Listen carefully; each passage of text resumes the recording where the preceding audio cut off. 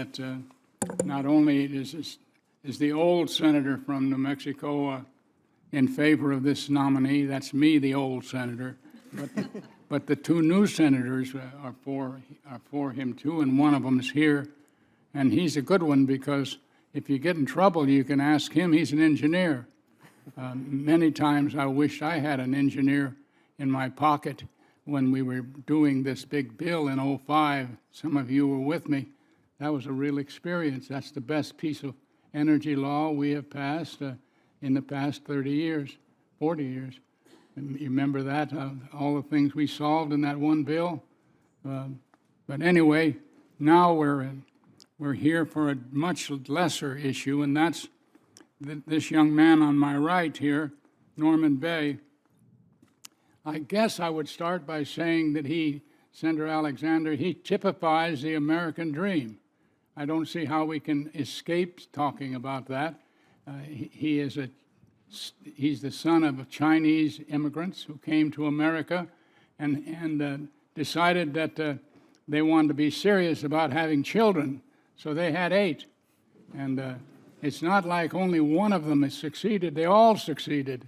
And this one that's here asking you to confirm him, he not only got a great education and then went and got a great law degree, he then taught law at the University of New Mexico, not a bad law school, incidentally, and the kids, the youngsters, voted him out the best professor there.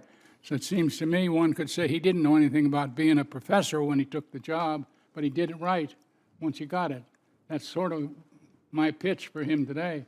He has been fair in almost everything he's done, and he's here today because the Energy Regulatory Commission has a vacancy, and he's been nominated by our president to fill it. As I look at it, he's done everything right that would entitle him to try this job on, see whether he could do as well on it as the other things he's done. I didn't finish my little loop on the American dream, but can you imagine this young man, the son of a Chinese immigrant, graduate of one of the Big East schools, and then going and getting a law degree at Harvard, and then teaching law, and then working with the national laboratories when they were in need of help. And here he is before you now, seeking confirmation to this position. I don't think we really have to talk a lot about it. If there are those who choose not to support him, that's their prerogative. I would urge that they understand that it isn't always that we get a candidate of this stature with this background coming before you for this kind of job. You kind of wonder sometimes why somebody of his astuteness and his finesse and his fairness, you kind of wonder why he would be wanting this job. But obviously he thoroughly enjoys it. And the job that he is seeking demands somebody just like him. And obviously, I would urge that this committee support him. I'm not a great fan of the President of the United States, and people know that, but I think this is a great appointment. So I am on his side on this. I don't see how you can miss. It is with great concern that I hear that maybe it is being planted by some that he isn't fair, that he bends over backward in one direction. I don't find that anywhere in his background.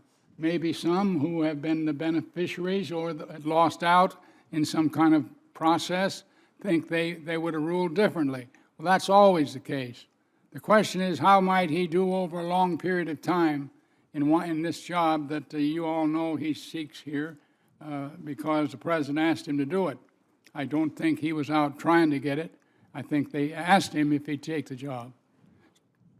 So rather than go into further detail, I would just say to all of you that I know you've been through some difficult times, and I know you wish from time to time that you could get on with things, and that you worry like I do, and I'm not even a member here, how we can get things going. Well, one way is to approve this kind of young man for this kind of job. That's one way to move the ball down just a little bit, not a lot.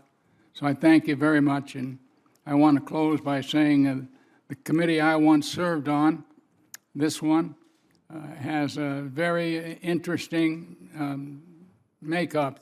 The two women that head this committee have pledged to try to do things in a bipartisan manner. Obviously, if there's anything wrong with this nominee, it's that he is bipartisan. Maybe some people would not like him to be bipartisan, I don't know. But clearly he is. And he comes here with that mode part of his life. And we're always asking for that. Now we got it, so we find some reason not to want it. I don't quite understand that. But I leave you today with the hope that this fine committee will get some work, real big work done. You know the areas, and I can see them as we talk here, and I can see you all working so hard to try to get things done. And I thank you for giving me an opportunity to sit at this side of the table and talk with you for a few minutes. Thank you very much. It's really a pleasure. Mr. Chairman, thank you so much for that beautiful introduction, sage advice, and you continue to be an inspiration to all of us. Senator Heinrich, did you want to say anything now about your nominee or wait for later in the committee? At your pleasure, Madam Chair. Why don't you go ahead now and just add a few words Great. then? Well, Madam Chair and Senator Murkowski, I am incredibly pleased to say a few words regarding Mr. Norman C. Bay. And I want to start by saying what an honor it is to be here with Senator Domenici in support of his nomination. We have a long and storied history in energy policy in the state of New Mexico, and it's a deep honor for me to sit here with all the great work that Chairman Domenici has done on this committee over the years. I joined Senator Domenici in strongly supporting this nomination. Since 2009, Mr. Bay has been the director of the Office of Enforcement at FERC, where he gained extensive experience in the regulation of energy markets. The Office of Enforcement is responsible for market oversight and surveillance and for implementing the Anti-Manipulation Authority of this committee's Energy Policy Act of 2005, an incredible piece of energy legislation that certainly left its stamp on this country in many positive ways.